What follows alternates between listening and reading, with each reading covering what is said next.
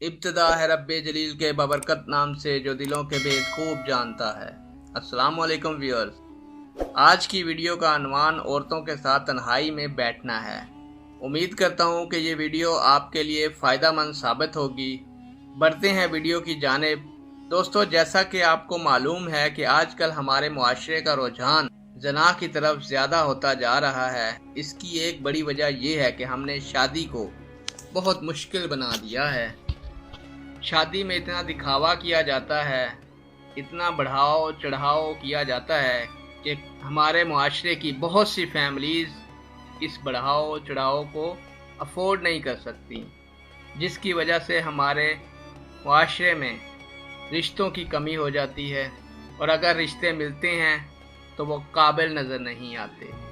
ہمیں چاہیے کہ ہم اپنے بچوں کی شادیاں کریں، لیکن ایسے کریں جیسا کہ ہمارے نبی پاک صلی اللہ علیہ وآلہ وسلم نے اپنی شادی کی، اپنی بیٹیوں کی شادی کی، تو ہم اس سے تمام عمر پرسکون رہیں گے اور اپنے فرائض کو بھی بخوبی سر انجام دے سکیں گے۔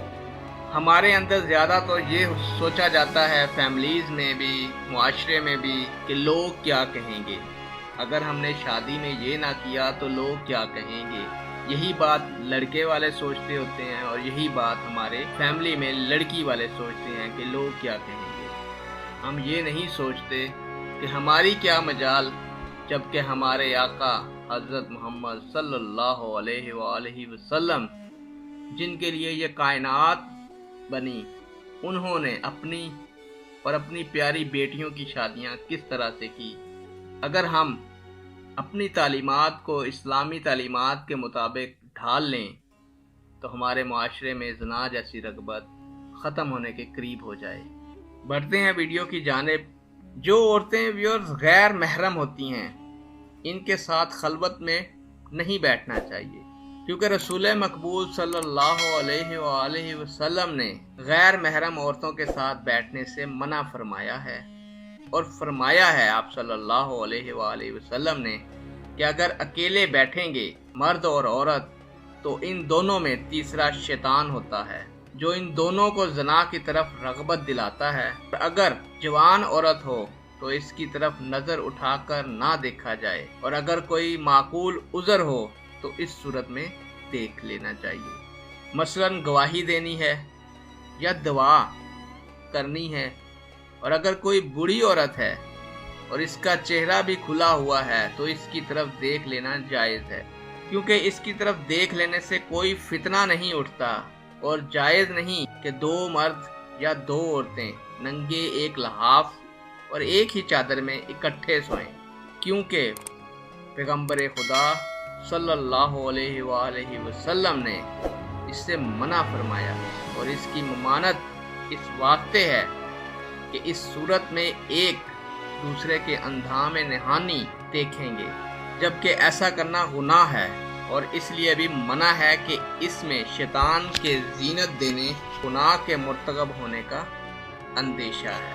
بس کوشش کریں باوضو رہیں اور اپنے بچوں کی تربیت اچھی کریں، انہیں آداب سکھائیں، بچپن سے ہی سکھائیں، اور انہیں اسلامی تعلیمات کی ترغیب دیں۔ میں نے اکثر یہ سنا ہے کہ لوگ اپنے بچوں کی شکایت کرتے ہیں کہ میرا بیٹا میری بات نہیں مانتا، یا میری بیٹی میری بات نہیں مانتی، جبکہ وہ ڈاکٹر بھی ہے، انجینئر بھی ہے، اور بیٹا اس کا قابل سافٹ ویئر انجینئر بھی ہے، کوئی بھی چیز ہے، بڑی اچھی پوسٹ پہ ہوتا ہے، تو کیا وجہ ہے کہ وہ کیوں نہیں مانتے؟ جب ہم اپنے خدا کے علم سے دوری اختیار کریں گے، اپنے دین سے دوری اختیار کریں گے، تو ہمارے لیے یہ مسائل بڑھتے چلے جائیں گے۔ جب ہم نے بچوں کو بتایا ہی نہیں کہ اسلام کے مطابق زندگی کیسے گزارنی ہے، تو ہم کیسے توقع کر سکتے ہیں، ان سے امید رکھ سکتے ہیں کہ وہ بڑے ہو کر اسلام کے مطابق ہمارا ادب بھی کریں گے، ہمارا لحاظ بھی کریں گے، ہماری بات بھی مانیں گے؟ ہم نے تو ان کو بتایا ہی نہیں کہ بڑے ہو کر ماں باپ کی بات کیسے ماننی ہے، شادی کے بعد ماں باپ کی بات کیسے ماننی ہے، جب اچھی نوکری ملے تو ماں باپ کے کیا آداب ہوں گے، بیوی کے کیا آداب ہوں گے۔ تو اس وجہ سے بھی ہمارے معاشرے میں بہت سی برائیاں جنم لے رہی ہیں، جن میں सबसे बड़ी बुराई ज़िना है, जो कि हमारे सोसाइटी में इतनी तेज़ी से रग़बत और रुझान दिला रहा है, इतनी तेज़, जो कि हमारी सोसाइटी में इतनी तेज़ी से फैल चुका है कि ज़िना करने वाला ये भी गवारा नहीं करता कि ये गुनाह है, और गुनाह कबीरा है। व्यूअर्स, मेरी माँ बाप उन लोगों से जिनके बच्चे हैं और जवान हैं और बच्चियां हैं और जवान हैं, उनसे इल्तमास है कि खुदारा सोसाइटी में दिखावे को छोड़कर अपने बच्चों की ज़िंदगी को बनाएं, अपने बच्चों की ज़िंदगी को महफूज बनाएं, उनकी टाइम पर शादियां करें। रोज़ी रिज़्क ये सब अल्लाह ने देना है। इंसान जितनी मर्जी कोशिश कर ले, मिलना वही है जो नसीब में है। उसको हासिल करने के लिए सिर्फ हमें मेहनत करनी है। हम मेहनत करेंगे, रास्ते वसीले अल्लाह खुद बनाएगा।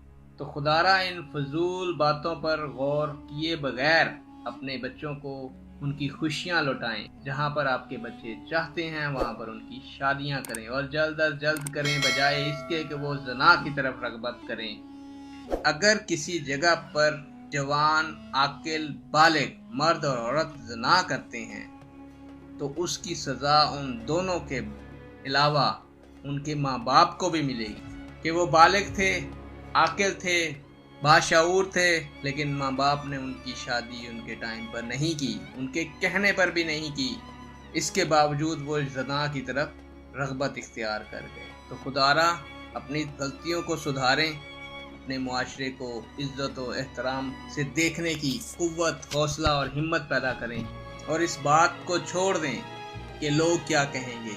लोगों का तो काम है बातें करना, बातें बनाना, लेकिन आपका काम है कि आपने अपनी ज़िंदगी को ऐसे गुजारना है जैसा कि अल्लाह के अहकामात हैं, जैसा कि हमारे लिए मिसाल है हमारे पैगम्बर खुदा हज़रत मोहम्मद सल्लल्लाहु अलैहि वसल्लम ने ज़िंदगी कैसे गुजारी, अपने बच्चों की शादियाँ कैसे की, अपनी शादी कैसे। उम्मीद करता हूँ व्यूअर्स कि आपको मेरी वीडियो सूदमंद लगेगी और आप इससे फ़ायदा उठाएंगे, और मुआशरे में भी इस बढ़ती हुई बुराई यानी ज़िना को रोकने में मेरे साथ होंगे। मेरी इस वीडियो को शेयर करेंगे, दूसरों को भी इस बुराई से महफूज करने के लिए हिम्मत हौसले से काम लेंगे, तो इंशाअल्लाह अल्लाह ताला आपकी तमाम दिली मुरादें पूरी फरमाएंगे। इजाज़त चाहता हूँ, वक्त की कमी की वजह से इतना ही बयान कर सकता था। अल्लाह हाफ़िज़, अल्लाह ने के बाद।